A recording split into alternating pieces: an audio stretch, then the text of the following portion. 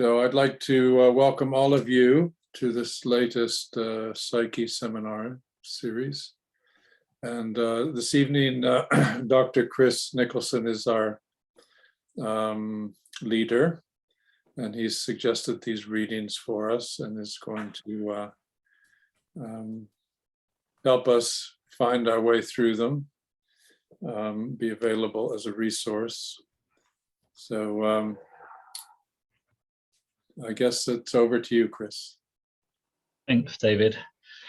I mean, I would be interested to know who's here because unfortunately, as the joy of being a head of department has meant that I've not been able to attend many of these seminars. So I don't know if that's possible, just to get an idea of who's joining us and from what position you're sort of coming from. I mean, I've watched, for example, are you academics or are you clinicians?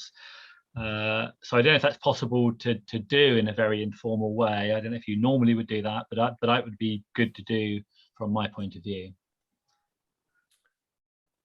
Is that in order, David? Yes, no, that's a good idea. Okay, it's not a terrible faux pas on my part to say hello to people.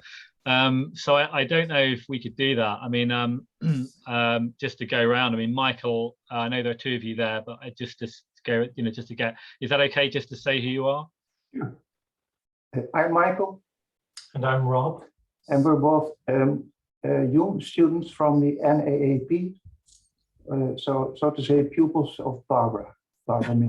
Okay. In Amsterdam. Yeah. Okay. But you could also say what you've been doing before joining as a student. Do you have degrees in this and that and the other thing? In philosophy of music and aesthetics. Right. And I've been doing lots of other things, but that's my formal education. Okay, great. I'm a professional dancer. Oh, wonderful. Thanks very much. Raymond.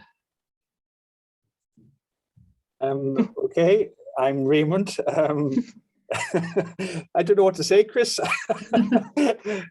Well, actually, maybe say I've attended quite a few of these talks, so I'm interested in quite a range, really. Like Jung and Freud and Bion and Klein.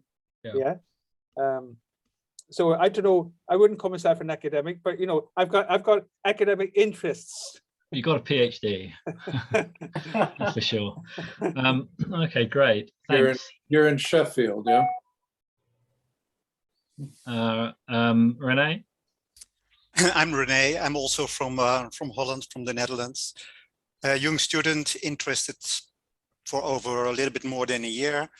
Lacan, Freud, Jung. Originally, I'm a chemist, so I like alchemy. Okay, excellent. Great. Ben. Oh, hello. Good evening, Chris. I'm a clinical psychologist for many years, and I have a long time interest and something practicing along Jungian lines, if I may say so. And I'm also from the Netherlands. You're here at this moment, and we play to Wales this evening. All right. Good luck. Sabrina. Hi, good evening. I'm also following the course. I'm originally from Brazil, but I also live in the Netherlands, and I'm a tattooist. All right. Okay. She's also, but that's I'm interested that these people are not telling their further background, because Sabrina is also a translator and has her degrees in linguistics. Yes. Excellent. You're the official biographer, Barbara, I guess. Yeah, I guess so. Thank you, Barbara. Good, yeah. John. Yeah, hi, Chris. Yeah, I'm an academic, but I'm also a psychoanalyst and a clinical psychologist. Excellent. Somewhere in Canada. Right. Carol? Oh, I'm a training and supervising Jungian analyst, so I guess I'm a clinician. My first training was a Freudian training, so I'm also a psychoanalytic psychotherapist. And I've got a great interest in Mark Soames' retranslations of, not translations of Freud. So he speaks a lot about the scientific, the paper that you're sort of referring to. So I'm particularly interested today. Okay, that's good. That's good. Thanks. Margaret? I'm a current MAJ student, one of David's students, a former economist, barrister, fund manager. I'm now a coach. All right. Wow. Many careers. Sue? Well, you know me. I do, but not everybody may. Okay. So I'm professor in the department. I'm a child and adolescent psychotherapist and a adult psychotherapist. So coming from an object relations tradition into this, and I'm partly tuning in today because I'm giving the next one of these. So I want to kind of get the feel of how things are at the moment and where the series has got to, as well as being very interested in what Chris has got to say, of course. So that's me. I don't think I should be your model for how it normally goes, so really, never mind. Barbara. Oh yeah. Well, I've got the academic and the clinical psychology. So I got my PhD in anthropology, and I got my Jungian psychoanalysis training at the Zurich Institute. Wow, okay, superb, thanks. Janina? If Janina is there. Here I am. Yes, sorry Hi. about that. I am a doctoral student, currently also a teacher by profession, and I am just interested in psychology for personal reasons. Oh, superb. Rod? Rod, Hey, I am here. Sorry, it's just that I was in the living room, but yeah, I am a psychoanalyst and a lecturer in the department.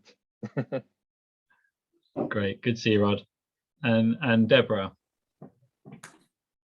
Hello, I'm a contemporary psychoanalyst and physician. My prior career was in pulmonary critical care medicine, and I'm listening in from Southern California in the United States. Wow. Okay. Well, thank you very much. Yeah.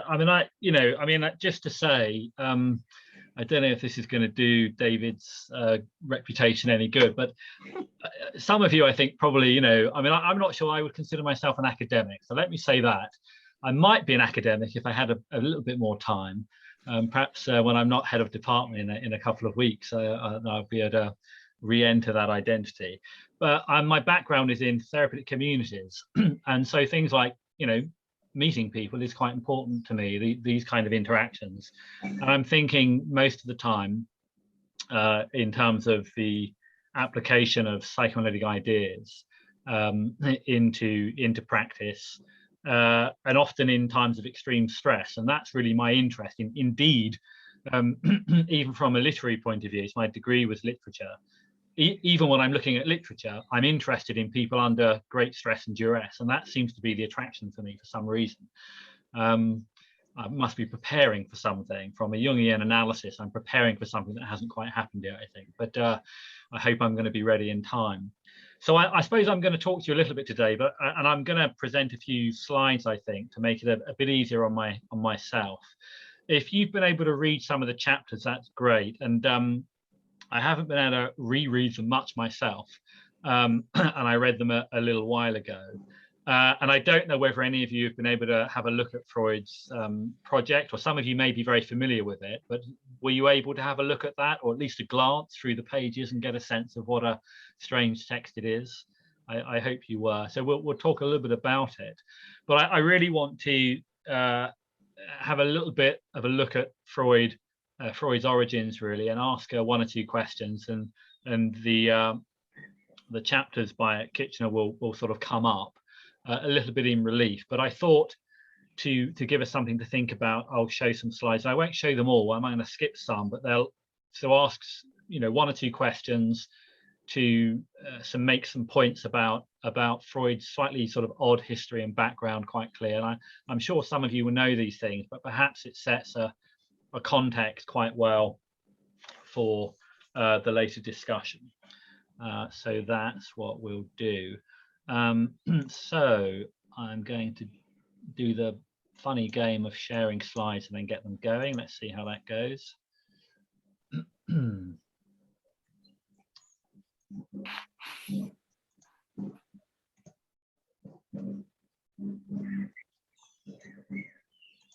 Okay. Oops. And I called today's talk the Constructed Psyche, but on the slide I've given this a slightly different name.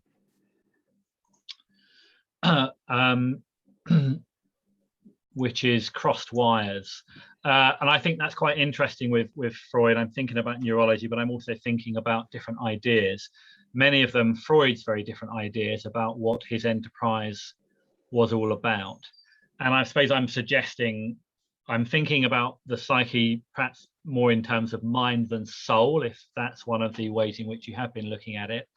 And I'm thinking about the way in which that's constructed, at least in Freudian psychoanalysis, through a very, very strange history. If you like, you might say the archaeology of Freud's theory, not, you know, just the archaeology Freud did, but what he was picking up in the ground, as it were, of the time in which he was writing, constructs a psyche of a very particular kind, and we can say something about that. So I'll try to introduce some of these ideas, and as I say, I won't stop at each of these slides.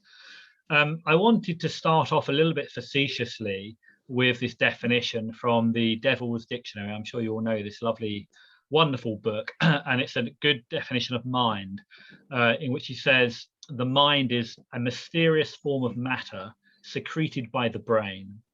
Its chief activity consists in the endeavour to ascertain its own nature. The futility of the attempt being due to the fact that it had nothing but itself to know itself with.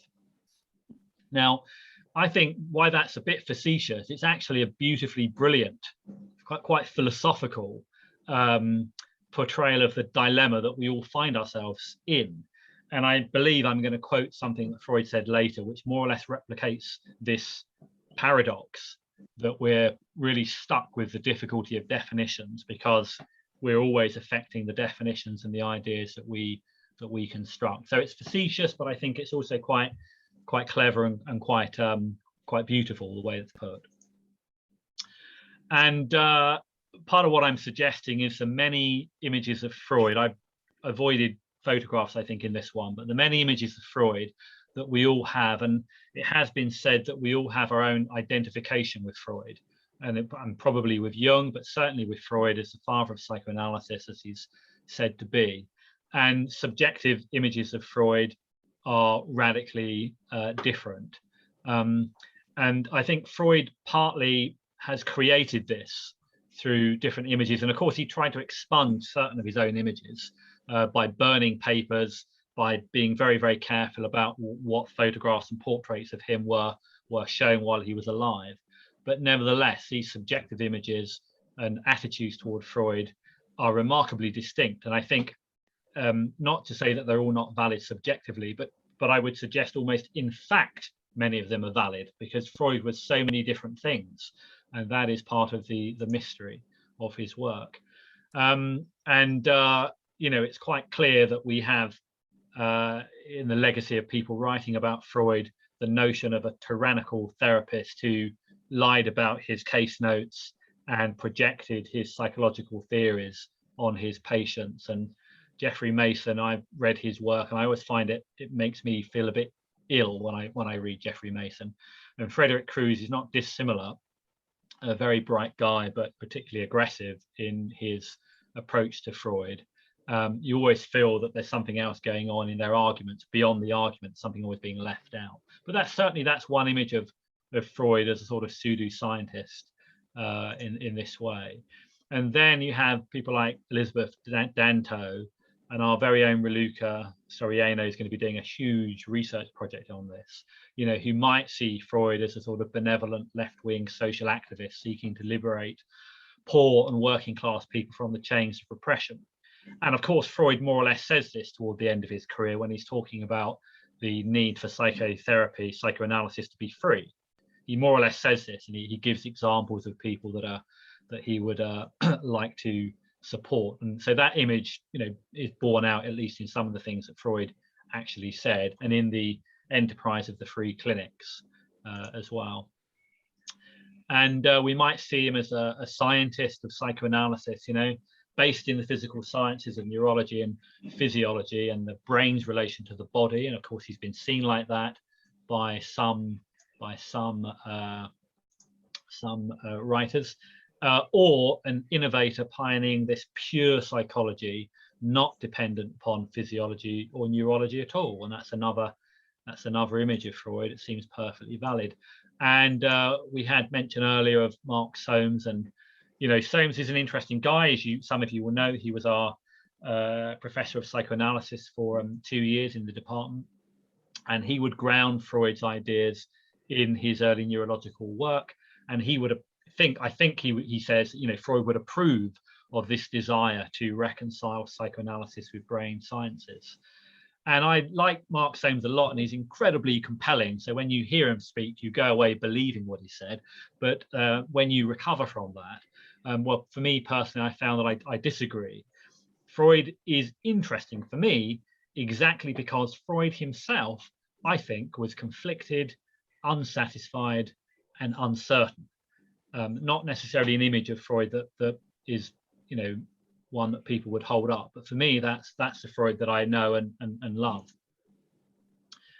And Freud wrote this in Interpretation of Dreams, which I think is a beautiful piece of writing, if nothing else. He said, "The unconscious is the true psychic reality.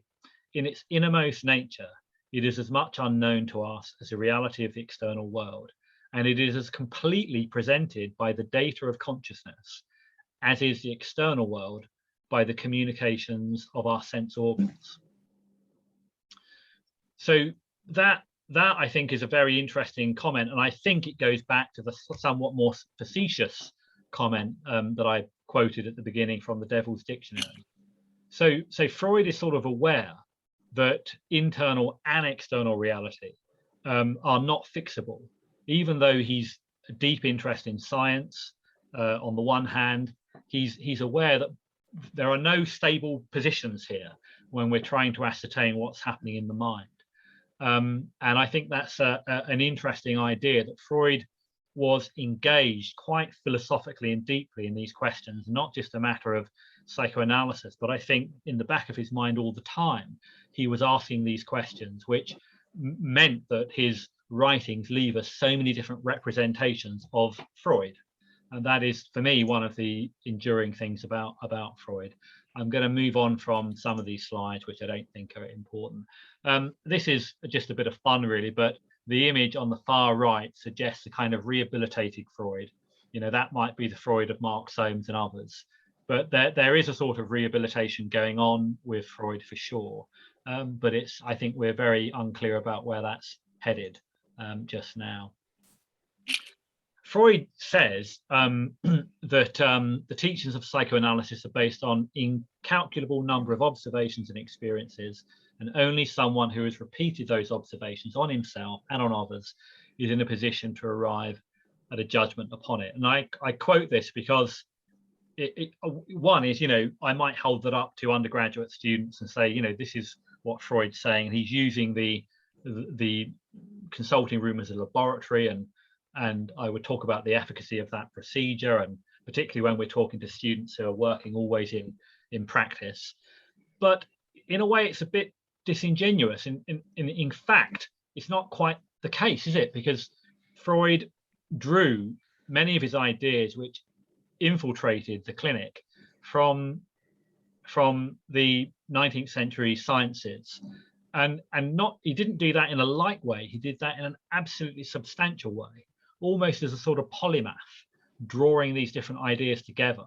And these things were having a huge influence on the way he was perceiving his clients. There's a sort of, the alchemy here was between that doctrine of study, extraordinary study that Freud engaged in, and the clinical activities in his consulting room.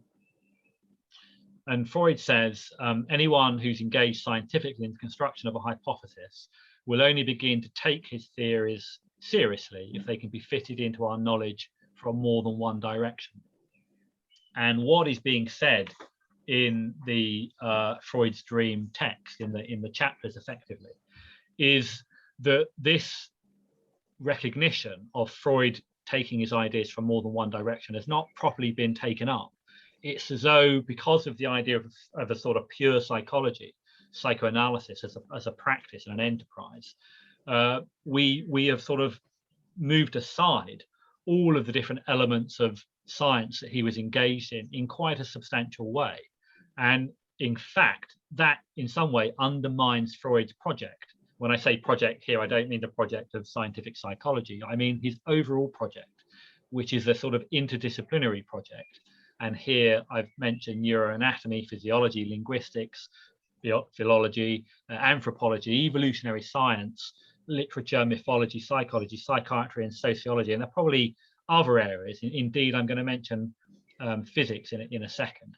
So, you know, Freud is galvanizing and bringing together all of these different ideas in a substantial way, not in a light way, but in a very substantial way, and trying to draw these into his model of mental life. And here there is a very interesting paper looking at Freud's model as based in physics. And they say the root of Freudian energetic model, heavily influenced by the discovery of the principle of conservation of force in thermodynamics, prompts us to understand the origins of the theoretical model that he develops in the project, not as a primarily biological model, but on the contrary, as a paradigm radically grounded in physics. So, you know, and I think that in the chapters that are presented, there's some evidence of this. So it's an extraordinarily broad confluence of ideas that Freud is working with. And we might think, you know, only early on in the construction of his theories, but the chapters that you've read or will read suggest that actually these ideas continue to preoccupy Freud for many, many years after psychoanalysis was sort of, you know, proper, was constructed and was going. He was still coming back to the sort of meta-psychological problems. And to that extent, and very briefly, I'm going to say a little bit about Freud's own earlier history, and I'm sure some of you will know this, but I'll say a little bit about it. I won't talk about studies in hysteria, actually. I'm assuming most of you have read it or know quite a bit about it, but for me, it's a more important book, more important than Interpretation of Dreams. I think, you know, these ideas are applied clinically in studies, and many of the ideas that re-emerge a few years later are already pregnant in studies in hysteria, for sure. This is Freud talking about the practices he used and how his work is seen to lack the serious stamp of science. And again, it's disingenuous of him to say that, because when you analyze his work, you find actually he's taking the science of the time extremely seriously in his writings. I'm going to skip a little. So the key thing here is that Freud's 41 years old. He's been already really working as a laboratory investigator for 20 years. You know, he writes nearly 200 papers prior to psychoanalysis in the sciences, which is quite remarkable. And of course, you know, most of this was, well, some of it was burned, and a lot of it it wasn't only, you know, published until the you know, 1950s and 60s. Some of it's only been published recently through Mark Soames and his colleagues' work. So if we go back to Freud at Salpetria, he's engaged here in neurological research. And I think it's good to have in your mind, to fix in your mind this image of Freud at the age of 29, weighting the delivery of a supply of children's brains. And he's going to analyze these brains. He's going to invent new forms of dissection and analysis of the slices of the brain. Is brilliant in terms of coming up with new ways, in fact, new ways to study, even in the physical sciences. He was innovating in terms of how do we look, how do we analyze the material of our senses, not only in psychoanalysis, but even before he was an innovator. So that's that's important that he engaged in that work very deeply. He looked at the spinal ganglia. I'm not going to go into detail here, but he looked at these sort of cerebral anatomical studies and moved on to brain pathology a little later. And these are the drawings that Freud used. The drawings on the left are more neurological, and as you move to the right, they become more psychological. Our colleague in the department, Deborah Wright, has a book coming out quite soon. She talks a lot about Freud's drawings. She's talking about spatialization. But these drawings are very important in Freud's conceptualizations. But his anatomical drawings are brilliant, actually, and were used in certain encyclopedias of study at the time, which is absolutely key. And they move toward, in the image of the right here, the sort of model of the mind, which Freud is gradually developing. He did write about the psychopharmacological properties of cocaine and these things as well, not necessarily fortunately, but his work on cerebral palsy was absolutely fantastic. And some of the ideas that he had about palsy developing during labor, he was about 100 years ahead of his time. So it's turned out that some of Freud's very early ideas in this area turned out to be true. It was quite remarkable, in fact. And some of you will know his influence on Luria in terms of studies in aphasia. 77 years really before his work on aphasia was rediscovered by Luria, Freud had really come up with 3 or 4 innovations in that work. Some of these innovations, by the way, re-emerge in psychoanalysis in different ways. The free association is one, because he's thinking about the way in which he wouldn't have called them synapses, but sort of contact barriers were developed, and the idea of fixation. So if you're considering problems with speech, then Freud is already beginning to develop through neurological studies the idea of errors. When you're making errors in speech, this has something to do with the way in which neurology is working, the way in which the neurons or the contact barriers are firing. And that's way ahead of his time for sure in terms of the neurological studies. And particularly something that's now called long-term potentiation, where he recognized, I think he was probably 10 years before Sherrington, who developed the idea of the synapse, that he recognized what the synapse was. He didn't manage to as it were, define it in a way that gave him the credit, but he more or less identified it and described it. And he recognized that the actions on the synapse, if something happened to a neuron, then this impression left a lasting impression, as it were. And he's beginning to work on memory. And Freud's interest and discussion around memory leads on to concepts such as Trick-Blackite or retranscription. So these studies, which are quite early on, are already paving the way for psychoanalysis. And Freud has quite complex views about memory, just at the neurological level. And it's interesting that this long-term potentiation was more or less described more particularly in the 1970s, and Freud is again working this stuff out very, very early. And the writers of this paper think it's quite unusual, actually, that they say although only a small proportion of his work was dedicated to neurological problems, his contribution to modern cognitive neuroscience is remarkable. That's a fairly recent paper stating that about Freud.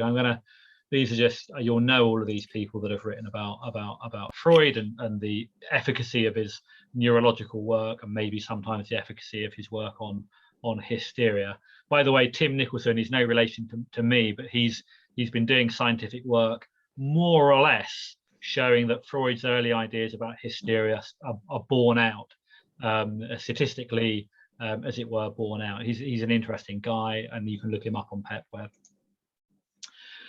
And a modern neurologist, Vaughan, she talks about the talking cure as a form of talking to neurons, the idea that psychoanalysts are microsurgeons of the mind, So people are going back to Freud, current neurologists like Sue Sullivan and Vaughan, they're going back to Freud now to look again at his ideas in terms of psychoanalysis. So I'm going to just say a couple of things about the project. I guess I should keep an eye on time. Okay. So in the project, Freud says or postulates what we would now witness of conscious and unconscious behavior is organized by and stored within the brain's neural architecture. And he includes all the sort of diagrams, some of which I've already shown you. And he says that we must recollect that our provisional ideas in psychology will presumably someday be based on an organic substructure. Freud was not able to make connections between the body and the brain. He's more or less thinking about the neural networks and how these function in terms of consciousness and perception and errors that we tend to make. But he wasn't making connections with the sort of physical forces around the body and hormones and all this sort of thing. So I suppose I want to say, actually, I might go back one slide and just make one or two other comments about Freud. I mean, it's interesting that Freud suffered from migraine, by the way, and that might be another reason why he's particularly interested in neurological studies. I wanted to say something about this idea of plasticity in the brain, that this which is Hebe's law, the idea that neurons that fire together wire together.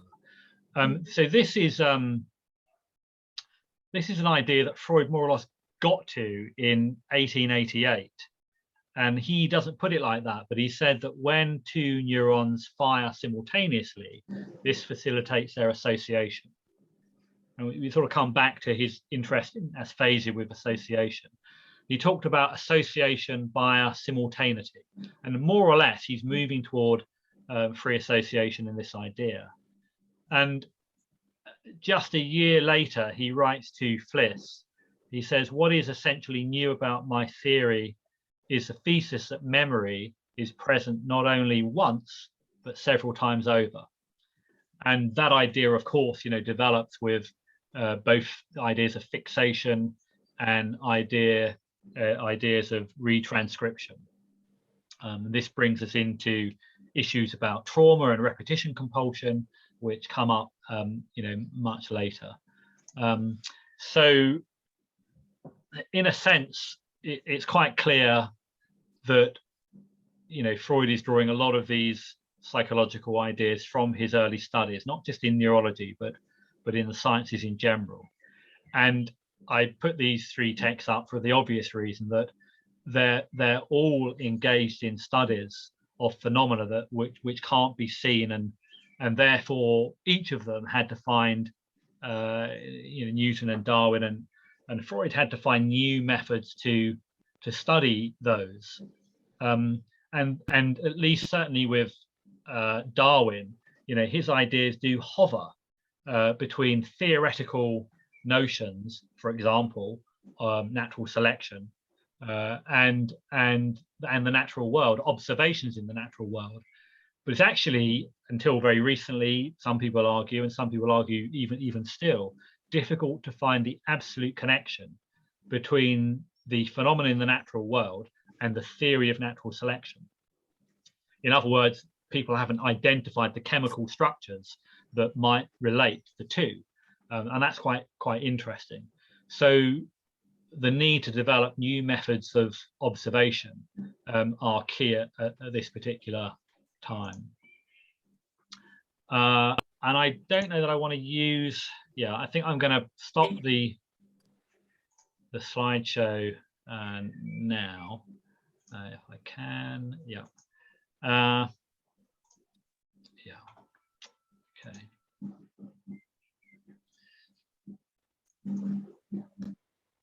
So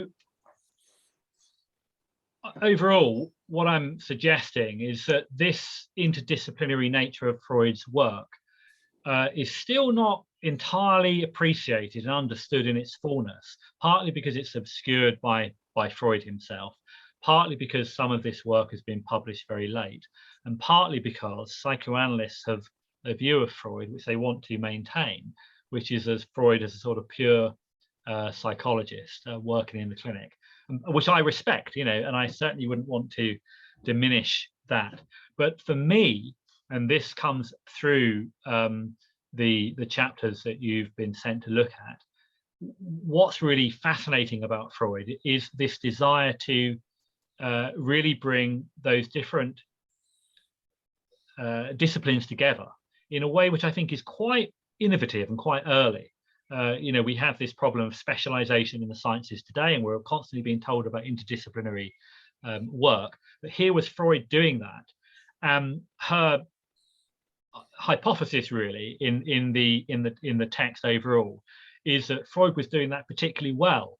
And actually, some of Freud's basic ideas, drawn from even things like, you know, sexology at the time, these ideas, anthropology, linguistics, were pretty pertinent and quite respectful, and not to be criticized in terms of their lack of effective scientific procedure, not to be criticized. She does quite a lot to analyze it, and she connects it actually with modern cognitive psychology. So sort of cognitive psychology at the moment, she suggests, is not particularly better than Freud's conceptions at the time he was writing these early studies. And it's very interesting, actually. What she says is, overall, unfortunately, Freud didn't keep up with ideas, for example, in sociology and in linguistics and other areas.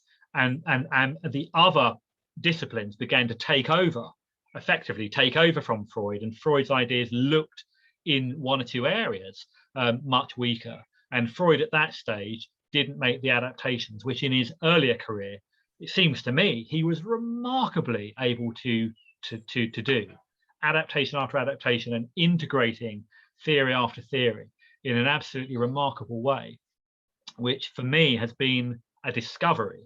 Well, I've not written much about it, you know, that's for sure. That's what I'd like to do, but it's a remarkable conception. So the notion here then of a constructed psyche, constructed from this interdisciplinary research, which certainly leads to psychoanalysis, but it doesn't, I don't think, in Freud's career really leave behind the sort of antecedents. You know, they are active and present in the psychoanalytic theory, and probably in the way he was thinking in the consulting room. That would be my hypothesis, and for me, that's what I like about Freud, because you can't pin him down, I don't think, personally, one way or the other. You can't say that he's a pure psychologist. You can't say he's a psychoanalyst not interested in science, and colleagues even in the department would probably suggest that. And, you know, I know somebody at the Freud Museum the other day in a lecture to our students, you know, said, well, who's interested in the brain? Who's interested in the brain? Well, I think Freud was deeply interested in the brain and consistently interested in the brain, actually. But he's also not purely reductionist, and that's quite clear by the way that he worked. And I think that's quite remarkable. And Mark, I say make one more point before I stop and we can think a bit together, but one more point. Mark Soames came and presented a rather interesting lecture on Freud's theory of dreams. Of course, he's rehabilitating Freud's theory of dreams. I think was it you, Carol, that was interested in yeah. So he's rehabilitating Freud's theory of dreams, and he's certainly better than some theorists for sure. He probably hasn't got it all sorted. But when he came and lectured here, I said, isn't it interesting that Freud was engaged in neurological work to such an extent? Do you think these early studies had a bearing upon the fact that you now, all these years later, can validate scientifically some of the ideas that Freud could only intuit early on? And Mark looked at me quite puzzled and couldn't really take the question up. He didn't understand. It's like, you know, it's actually quite remarkable that Freud really, he wasn't guessing so much as integrating. And that's why what seems like guesses so often seem to hit the mark. And it's you know, I don't know, it's like a sort of a mathematical formulation. Quaternions, is it? Hamilton, you know, quaternions were really something that couldn't be applied until years later because they had to discover what it is what these equations were all about. They couldn't really be applied early. So in a way, Freud's a bit like that. These intuitions are extraordinary. They're not based on guesswork. I mean, there is a bit of guesswork in there, but there's a really quite remarkable integration of the sciences at the times, which, you know, time and time again then bear out to be true. But Freud couldn't possibly have proven them at the time he's writing. So for me, it's that Freud is hovering between these spaces, and that's what makes Freud, I think, really one of the most fascinating and compelling, you know, writers of all time. I'll end there. Thank you very much, Chris. Would you facilitate a discussion, David? I don't know what the practice is now, just to have reactions. I think there are not many of us, so I think, you know, people should just speak up. Don't worry about raising hands and all that. Yeah.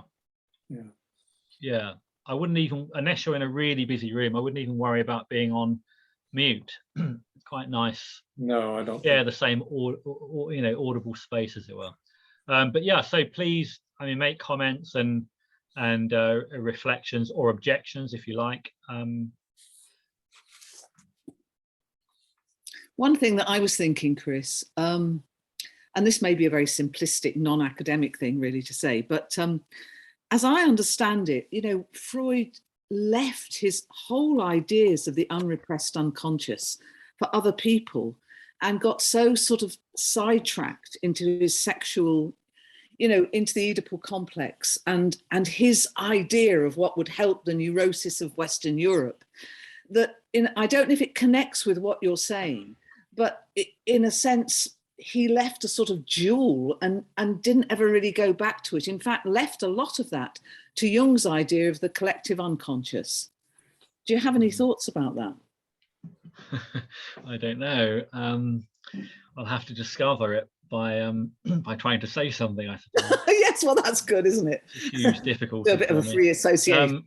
I mean, I suppose I've got different reactions. The first one is that the preoccupation with, you know, Oedipal configurations and sexuality is because he, you know, Freud was really trying to say what was the unifying factor that could be making some sort of comprehension of these different neurological processes that are taking place. And at the time that he was writing, the thing that everybody was writing about and is extraordinarily important for Darwin was sex. Mm-hmm. And of course that seems to run through, you know, physiology and psychology and so on and so forth. So in linguistics and anthropology, you know, it's there again and again. So in a way, it's not people see it, you know, for all kinds of reasons, both psychological and rational, that this is an odd thing that he hit upon. Mm-hmm. But actually, it's at the time of his writing, it's almost the obvious thing to be thinking. You need something that unifies it, and I think if you recognize the distinction between the physiology of the brain and the psychology and our subjective experiences, what Freud's trying to say, what might be the unifying factor here, and sexuality seemed to be it. So while the theories, you know, Oedipal configurations and the hysterical ideas about repression that relate to paralysis and other symptoms seems a bit odd when you look back, but it isn't that odd. And in a way, you might say it perhaps it's inevitable that he he fixed upon that. And it's not unlike, Darwin saying, where are the missing bones? Where are the transitional phases between species? He's desperately looking for this thing that would bring these elements together.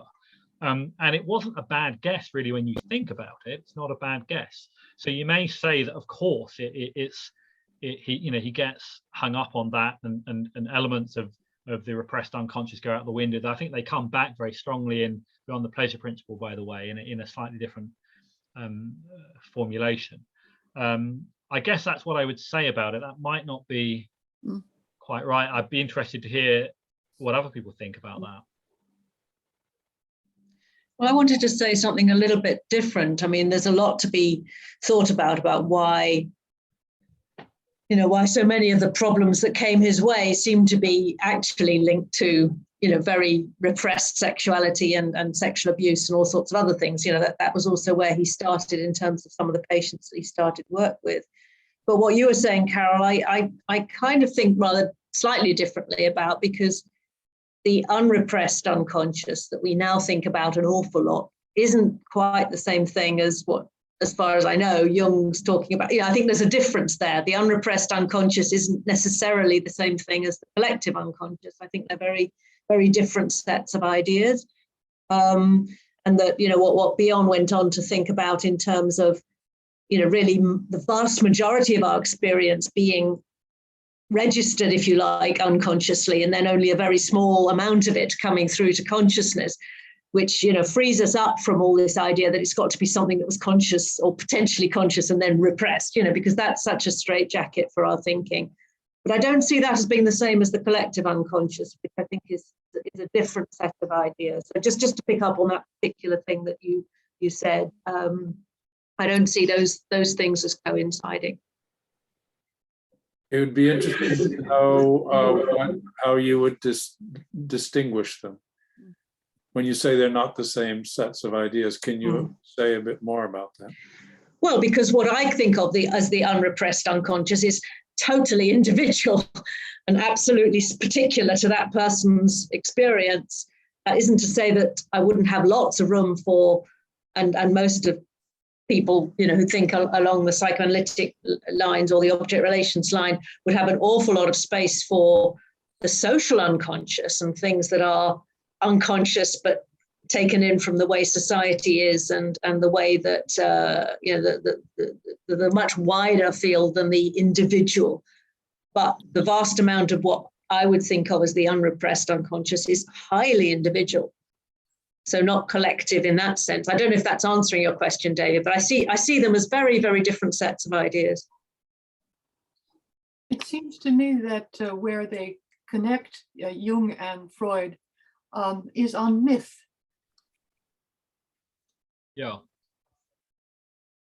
Can you say more? I don't understand that at the moment. Yeah. Well, I tie it into what I was actually thinking about to share, not a big thing, but after reading this, I think this very well crafted commentary from Critcher, is his name Critcher? Critcher.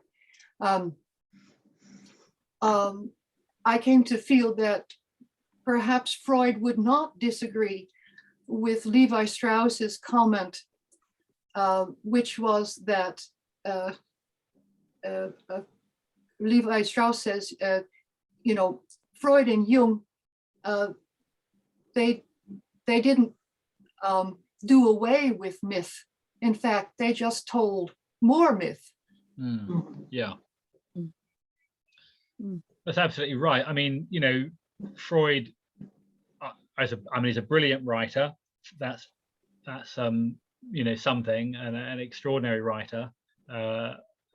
And his, references to Goethe, to Shakespeare, to obviously Sophocles, that he took these ideas in an extraordinarily serious way. They, in a way, his credit to linguistic theory and to linguistics in general, and therefore to literature, was, I mean, although he, you know, might ridicule creative writers in some of his writings, you know, he was remarkably dependent upon them. For someone who he would say they were somehow you know, infantile wish fulfillments in some respects. But he was deeply ingrained in them, and you know, the representing Sophocles in the way that he does is quite remarkable. And I think it opens up Sophocles in a brilliant way. And he does the same thing with Macbeth and so on and so forth. You know, these things really open up for sure. I mean, I suppose you can say that the repressed unconscious would have some life, wouldn't it, if you were working with a client in terms of the collective unconscious and the sort of archetypal configurations which they happen to identify with. There would be a correlation, presumably, at some level. When I'm speaking as a bit of a dilettante when it comes to Jungian theory, but I would see might be a correlation between the repressed unconscious and the archetypes that they may find important to them in terms of individuation. I mean, that would be a different way of coming at it, but it's quite clear that, you know, it's one of the greatest tragedies of the 20th, you know, of the 19th century, isn't it? That Freud and Jung weren't able in some way to collaborate. And Bob Pinchwood wrote a very interesting paper on that problem of collaboration, by the way, and looked at group dynamics, the group dynamics in the two sort of, you know, particular groups and how they were operating, and that's a part of the problem. But I think, anyway, I think, well, to that to say that it's good to do more work on that and start imagining what would have developed, not be thinking about how conceptually different they were, but what could have developed had they continued to collaborate in the way that they did, in a way that it's like more like an anxious influence where you develop against that person in some way. It's very fascinating to imagine how that could have developed differently. It'd be great to hear comments and responses to, you know, both what I said in the introduction and to the chapters from other people present. And, you know, I would think they're a good set of ideas just to play with. I come at it as a philosopher. I come at both interpreting Freud's work and Jung and Lacan, a number of other people, but let's stay on Freud. You know, he first wanted to be a philosopher, and he even went on to say that you know, he found his true love in philosophy through psychoanalysis, and I think early in his life, you know, he became very ambivalent with a neurological or biologically causally reductive paradigm. He could only go so far with that, and yet at the same time he can't jettison the notion of our embodiment. I mean, our embodiment is basic to everything, and hence we still have major debates around the mind-body problem in psychoanalysis, which I just published a book on that, by the way. It's called Psychoanalysis and the Mind-Body Problem, and Mark Solms does give a chapter in that. But anyway, we're debating this even all these years later. To what degree do we give an emphasis to whatever brain structure, neuroplasticity, all the cognitive paragons that are being reinvented. Now, it's not to say that these aren't important elements, but one tension is to reduce everything to a material substrate, and that strips the psyche of all the richness. And this is why I believe Freud ultimately became what I call a developmental monistic ontologist. He has to start from a base, and he starts with our embodied drives, and then developmentally unfolds into much more rich and robust organizations of psyche. And he likes that term psyche, or in German, Seele, or soul, that's it's translated, over Geist, for instance, in his writings. But nevertheless, he is talking about mind. And so the notion of the ego or the superego these are developmental achievements, and that we're just not born with a conscience, let's say. Now, the binary between the individual and the social is also a false binary, because at the very beginning of life, we are immersed in the social. You can't separate them out, maybe categorically, but not ontologically. And this is why, in many ways, Freud had anticipated modern attachment theory, the notion of relationality. He ends up, by the end of his life, talking about how we identify with, who we're born into, whether it be our parents, the community, the language, the specific culture of a particular nation, and the greater collective value structures that are being placed on the infantile mind. So, yeah, I'm very much sympathetic to looking at how complex of a thinker Freud, well, and Jung as well, but Freud was. And I really don't think there's any defensible space around trying to bifurcate out the individual from the social or the collective. It's all there. It's just what do you want to emphasize? But my bias is I don't like the causally reductive thinking to boil everything down to the brain, because that's not something that Freud was content with, nor could he he could accept even at the end of his life. Now, people coming along and wanting to resurrect his early project, that's fine. But I mean, we certainly don't want to negate or alienate, the sciences from the social sciences. It's just a matter of emphasis. Yeah, I mean, I think I more or less agree with you, because I mean, in my normal life, if you met me in my normal life, not here on this screen, pretending to be an academic, I would think that any kind of reductionism was absolutely anathema, in any kind, and any. I mean, I'm working with troubled children, and I'm going actually to the bloody House of Lords on Friday to listen to a talk somebody's doing on a trauma-informed practice. I want to see what they're going to be saying.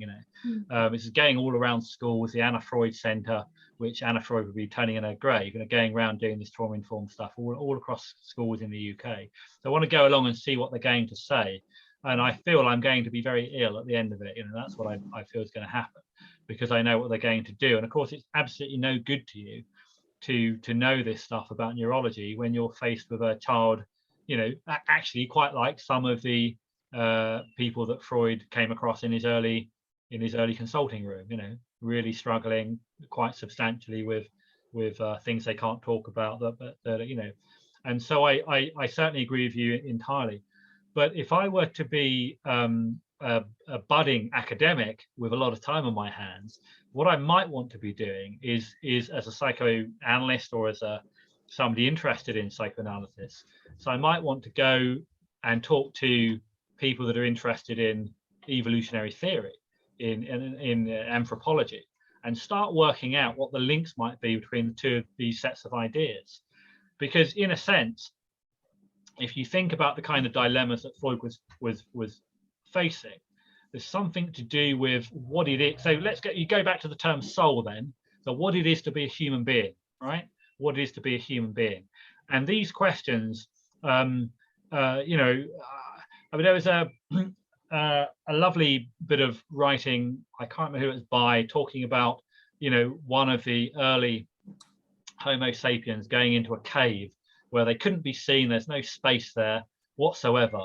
you know, and they're drawing on a tiny bit of wall that you have to sort of get in to see. You can't see it unless you get in there and put yourself in, and you're probably terrified, but and then you do this drawing that nobody will ever see for thousands and thousands of years, you know.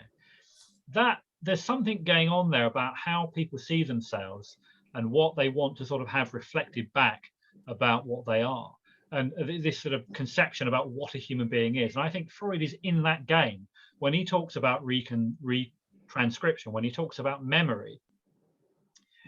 It's in a way one of the hottest philosophical questions, because, you know, I'm looking at you now, but I'm also rediscovering you, because I'm having to remember that who you are. So when I'm looking at you, you're not just there in my mind. I'm having to remember you all the time, you see. And so I'm seeing you, and that's separate to consciousness. So Freud is engaged in this kind of philosophical debate, why I agree with you, John. You know, it's deeply philosophical about what a human being is and what consciousness is. And in effect, we have consciousness in the way that we do, which is a very, very heavy price to pay, biologically speaking. But to give us consciousness, we have this massive brain, and that's, you know, so there we have no weapons and we can't defend ourselves. Hence, we have to have intellect and language and so on and so forth. So you end up really talking about what it is to be a human being. And I think Freud is in that game. So I would be talking to people in evolutionary theory, and I'd be saying, let's do some interdisciplinary work on this. Because I think these ideas open up, they don't close down. I'm not reductionist myself. I'm interested in opening them up. I think they're really deep philosophical questions. And the problem with the way Freud is regarded is he's not always seen to be that open in the practice of psychoanalysis. It sounds like what your book, John, which I've heard about, and I knew that Mark had something in it. I think, you know, perhaps maybe that's part of your agenda, is to open that up. I hope so.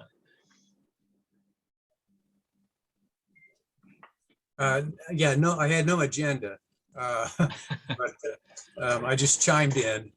You're just an objective philosopher, aren't you? Well, I don't know if we can be that objective.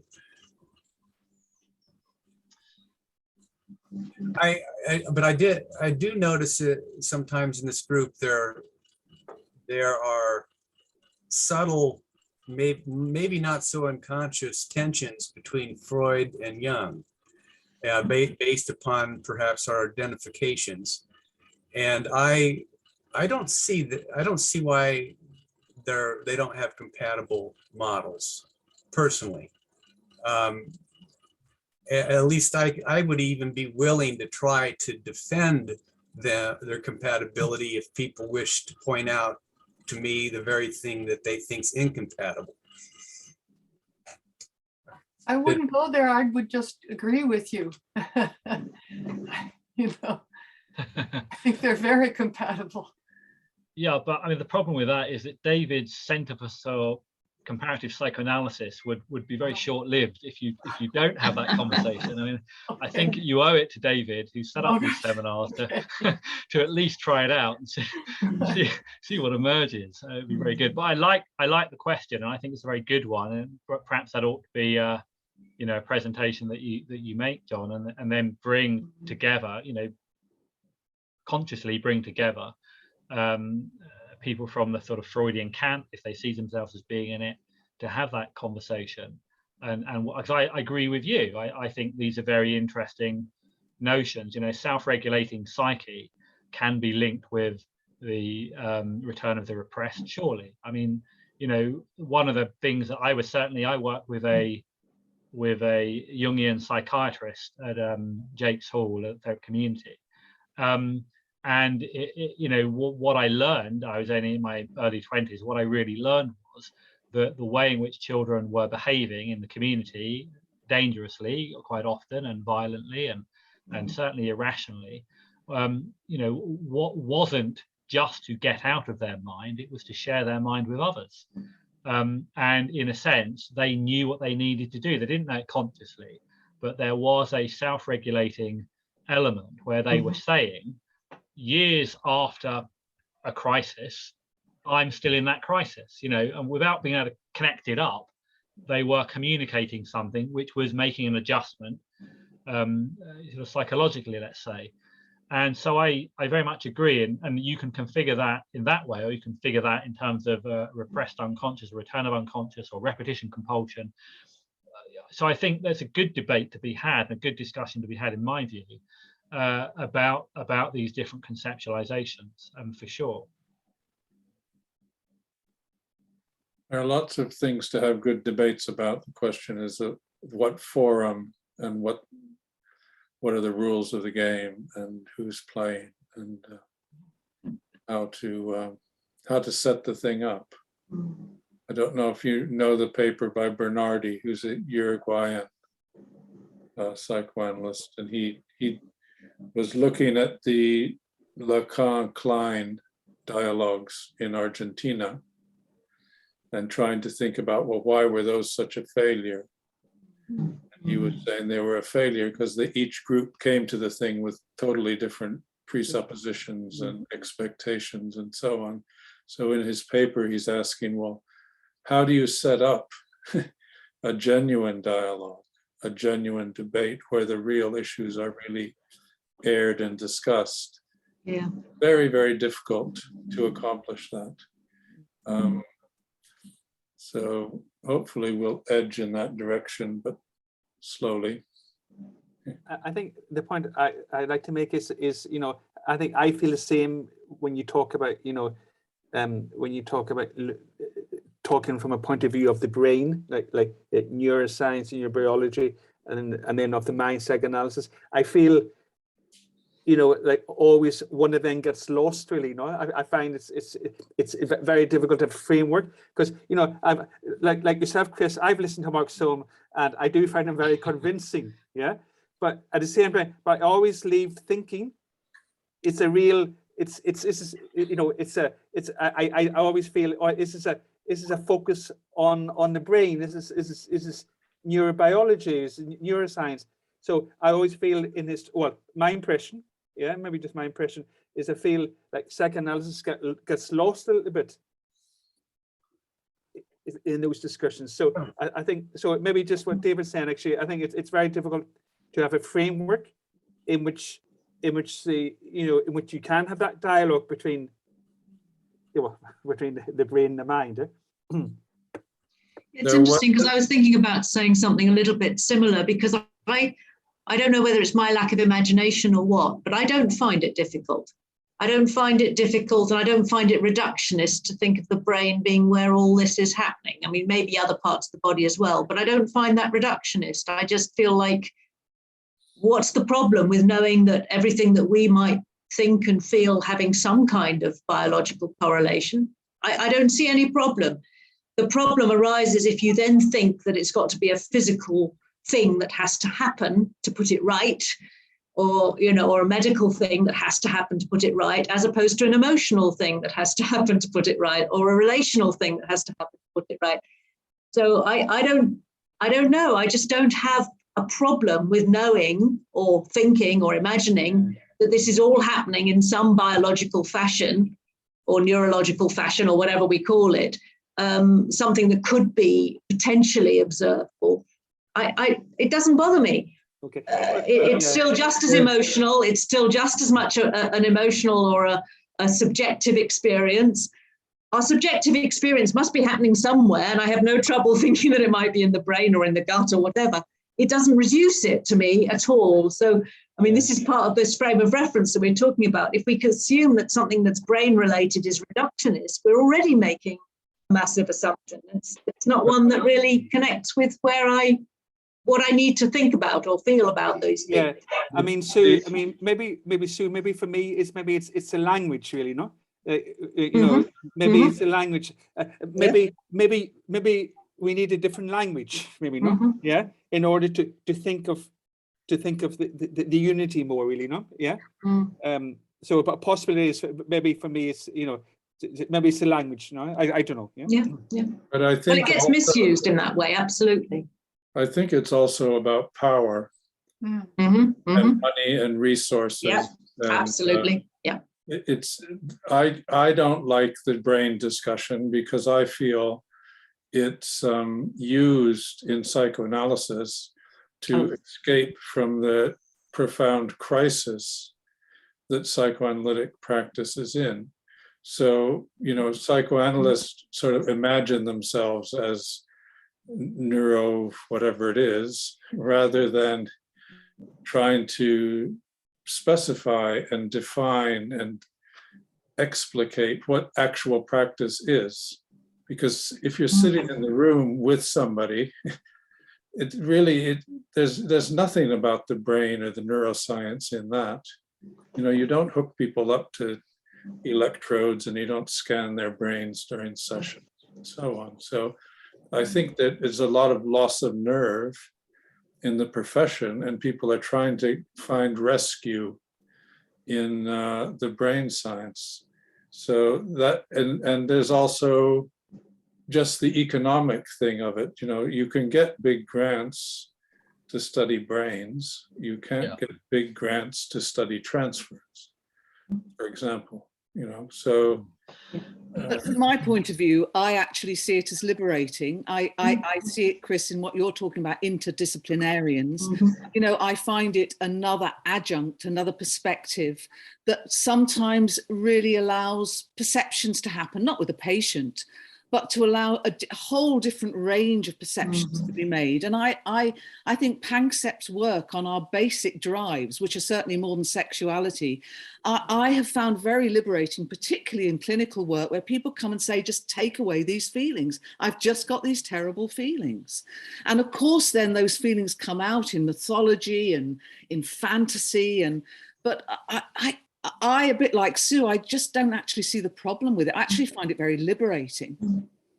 When I was reading this, there was a section where Freud was saying that what would he apply to psychoanalysis?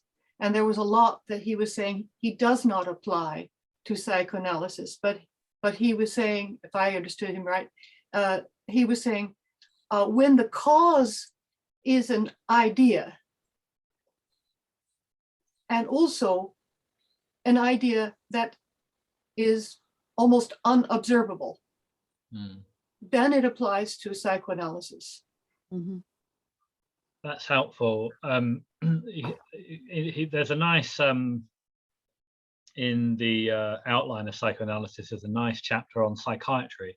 And, you know, I mean, I might have as much loathing for psychiatry as I occasionally will for brain sciences, because it can do something rather similar. It's the sheen of legitimacy, isn't it? That's what David's getting at, the sheen of legitimacy. We're legitimate, we're doing this kind of science, and you're doing the other kind, so you're not legitimate.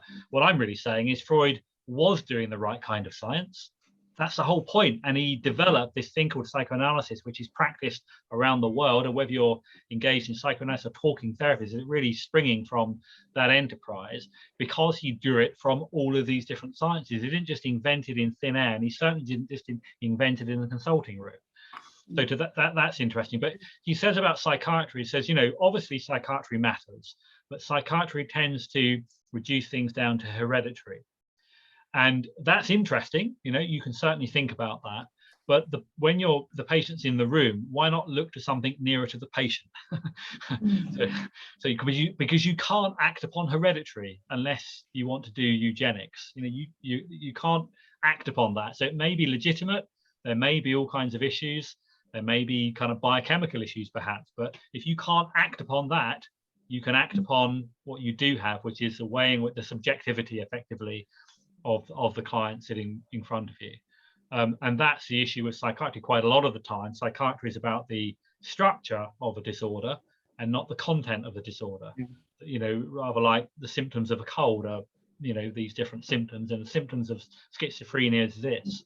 It doesn't really help you to deal with it when you're sat in the room with somebody who believes they're suffering with schizophrenia.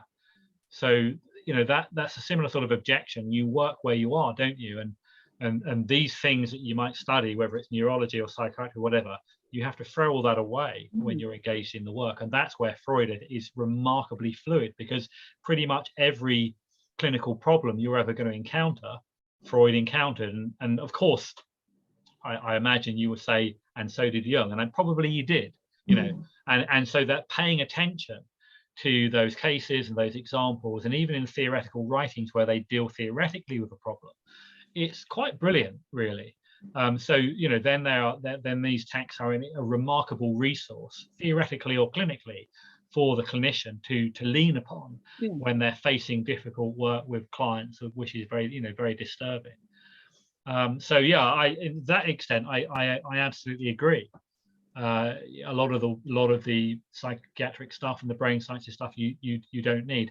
I will just say, Carol, there was a debate between, well, it was a bit of a debate between Bob Hinchelwood and Mark Soames, where they came along and both gave a kind of view of psychoanalysis, and then Hannah Curtis, one of our colleagues, came and presented a case, which was an unseen case. So neither had seen the case, presented the case, and they both gave a view. And she presented the case, and they wrote down their views simultaneously. It's like because this was a scientific experiment, of course. So they're scientifically done. They wrote down their views, and then they shared them. And what I found was absolutely remarkable was how similar their results were, even though Mark based his on some analysis of the patient in regard to the drives that you speak about. He has his own view about these 5 or 6 drives or whatever, fundamental drives. And, you know, Bob really was more based around, I think, issues of transference and countertransference. But the analysis and the interpretation and the sort of, let's say, the formulation about the case was incredibly similar. And so that was quite interesting. Maybe it doesn't lead to any conclusion, but it was an interesting test, really. But I suppose it's talking about how does a clinician feed their mind? What is the development of a psychoanalytic mind? And for some people, they need to draw on, you know, Freud and Jung. I've always felt I needed to do that. Some people can do it straight through Lacan. You know, I think a lot is what's going on in that clinician to make them be able to be absolutely present when they're seeing patients. Carol, can I ask? I mean, Carol, could you recommend, because I'm kind of interested, I mean, could you recommend any book, you know, I'd be interested to read, for example, you know, of how a clinician's understanding is enhanced through, you know, with the thinking, well, from a psychoanalytic and also from a brain. So I'd just be interested in how, and be interested in that kind of process, really, you know? So could you recommend anything, you know, do you know anything that, well, other clinicians may be able to, but I don't think so. I think this is the big difference between theory and then being it. And I mean, I'm sure people have written about that. David, do you know anything? I mean, but nothing comes to my mind. Okay, no problem. But in a supervision group, there's always somebody who, you know, be talking about a case, and then they'll go off and about, you know, left brain, right brain, and this hemisphere and that, and they're in great detail about brain stuff.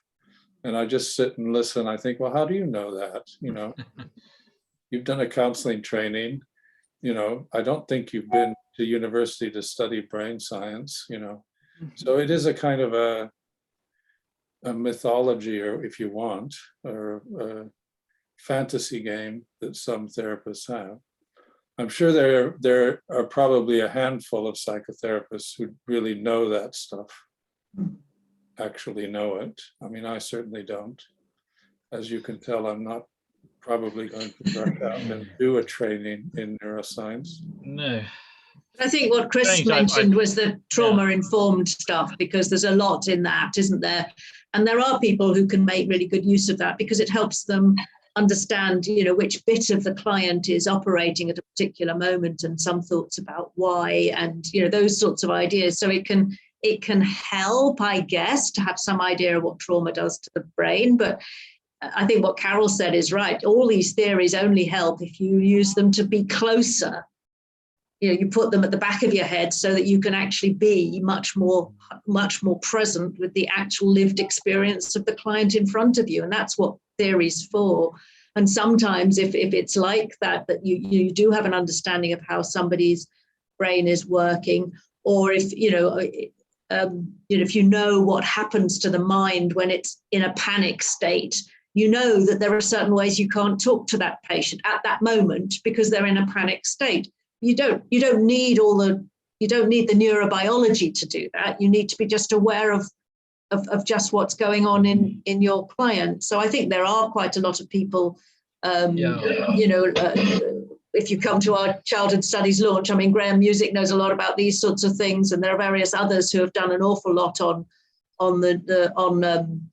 know, the impact of trauma on the baby's brain and things like that. And it does help you know where to stand. I don't think it necessarily helps you because you understand about brains. It just helps you because you know a bit more about how human beings work, and that helps you be in the right place at the right time with your client. But perhaps I wouldn't mind disagreeing with you a bit, Sue, and then disagreeing with David in the last couple of seconds, because it's these quite interesting discussions. I don't get out much. This is the problem, you see.